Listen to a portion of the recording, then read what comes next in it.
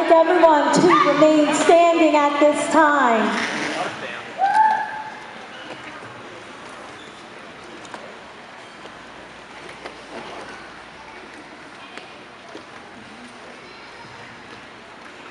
My name is Champagne, and I'm your announcer tonight. I was also asked by the league a couple days ago to stand here in front of everybody and to say a few words about our wonderful coach. On Wednesday night, our beloved coach, Judy Sowinski, the Queen of Mean, passed away after a hard, brave battle with cancer. Penn Jersey has lost our hero, our mother, our sister, our leader. Where do we go from here? Many of us can't imagine being here without Judy. She would be standing right there by the sideline with her skaters. She'd stand there dressed to impress, to maybe appear less intimidating to the rest, although I believe they knew better. She was always a woman with little words before game day. She'd send her captains out for final instructions from the refs, then bring everyone in to the huddle. Often, she would be down on one knee with girls all around her, showing us she was on our level. She'd always say the same thing. Okay, ladies, let's get out there and play our game. You know what you have to do. Just play the game of roller derby. We'd go out there and literally beat the fishnet stockings off of everybody. The level of skill she was putting on the track compared to other leagues, well, there were no comparisons. Many leagues would cut us from their schedules, afraid of getting creamed at their home rink, or maybe more afraid of getting hurt. For the teams that would go up against the mighty She Devils, Judy would always sit after the game, talk to the captains, to give them advice, to help them improve on their game. She'd often invite leagues to our practices in the early years, so we could have real competition locally. However, some of our hardest fought games would be interleague games, just like tonight's game. She, of course, wouldn't coach those games on the account of her being fair and all. Maybe the fans would get a special treat that night. Maybe she would announce. Or she would sit in front row, out on the turn, quietly instructing the jammers to take each other out, or whisper to the pivots to slow it the heck down. See, it was always about putting on the best game for our fans. That's really what she cared the most about. She didn't care about her feelings. You're a professional, she'd say. You leave it on the track. Once those skates came off at the end of the game, that's exactly where it was left. Often in my non-derby world, people ask me, how do you not carry a grudge when someone's trying to hurt you? I could never do that. And I always responded, because I'm trained to do it. This woman that we all love so much, loved us oh so much.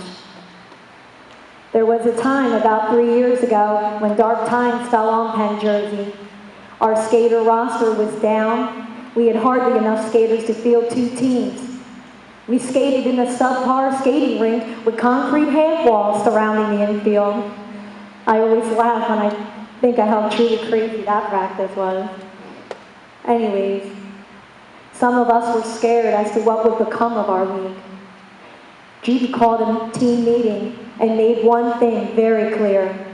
She wanted us to know she would stand by us till the end. She said as long as we had the passion to play, she wouldn't leave us. See, a lot of people don't realize that leagues from all over wanted her as their coach. They were willing to pay her a whole heck of a lot more money than we could ever afford. But she told me she didn't care about any of that. She stayed because she loved us and we were her family. Many wonderful things happened for Penn Jersey Roller Derby since that fateful night.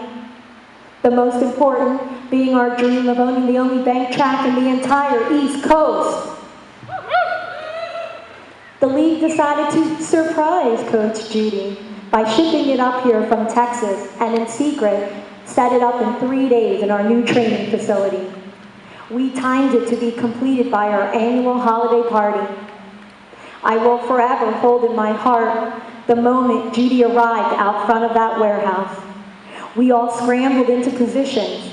Some skaters lined up by the door to block her view, while others, including myself, casually stood on the track. Judy and Skip walked up to the top of the steps, turned to the right, and there it was. The look on their faces was truly priceless. Judy fell into Lucky Luciano's, our league president's, arms, and they cried tears of joy as the entire place broke out into a roar of cheers. With that milestone, Judy got to relive her dream of coaching the bank track game of roller derby to her beloved skaters, as well as be a part of the new and exciting OSBA Pro League with her assistant coach and friend, Skip Schellen. In my opinion, roller derby's #1 fan, Jersey Joe, and the founding father of Penn Jersey She Devils, Ken Sykes, all by her side. As we all struggle to understand our profound loss and wonder, how do we strive for greatness without her standing in the middle of the track with her sleeveless t-shirt and gym shorts on, whistle around her neck as if she ever needed that to get any of our attentions, instructing us, reminding us that greatness doesn't come easy, and often it comes with pain. But you pick yourself up and you keep at it, because one day something wonderful will happen. You'll knock down the skater that's been beating on you for months, or you'll break out as lead jammer for the first time and score 2 points for your team. Or maybe you stayed in that torturous pace for the entire 30 minutes. These moments in a skater's life will still come, and Judy would want them all to embrace it, and more importantly, without any apologies. So back to my original question, where do we go from here? As I sit alone last night trying to come up with words of wisdom to help us all move forward through our grief, I think back to the visit with my mentor a few weeks back with Vidal Boom Boom and Lucky by my side. She was sick, but she was still Jude. Her body was tired, but she still had fight in her heart. Suddenly, I realized the words I was searching for didn't need to come from me, but from Judy herself. Is it possible our touching conversation we had that night makes more sense now that she's gone? My final words to you tonight are Judy's own words of comfort. She asked us all about the loves in our lives, and then talked about how the love in her life was all good. She said she was sorry she was not going to be able to coach us anymore. And when I gave her a look of disappointment she didn't see from me too often, she was quick to say, "Champagne, I've been around roller derby almost my entire life. It's time to take a break. Don't worry, I'll still be checking in on you guys. And hopefully I can get to a game soon. Skip will continue to coach the way we always have done it. And when he needs help, he'll call me. Coach Skip, your derby family loves you. And we are here with open arms for you to lead us forward.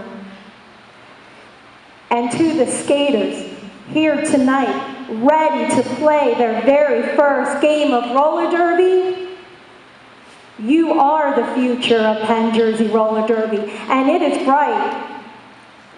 Judy would want you to get out there and play your game. You know what to do. You just need to play roller derby.